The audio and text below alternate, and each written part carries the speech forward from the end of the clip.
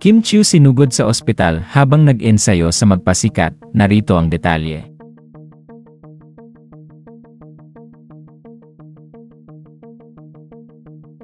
Ibinahagi ni Chinita Princess Kim Chiu ang masamang nangyari sa kanya sa kalagitnaan ng pag-ensayo sa kanilang magpasikat performance. Makikita nga sa larawan na ibinahagi ni Kim na sinugod ito sa ospital. Caption pa ng aktres: "Magpasikat Realness Day." Alalang-alala naman ang mga fans ni Kim sa kalagayan ng aktres. Lingid kasi sa kaalaman ng lahat na matindi talaga ang ginagawang pag-ensayo ng mga Showtime host para sa engranding selebrasyon ng kanilang anibersaryo.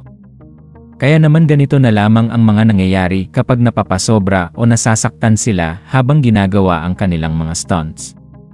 Kilala nga ang aktres na palaging buwis buhay ang performance sa magpasikat. Kaya siguro na over-fatigue ang aktres o di kaya ay nasugatan.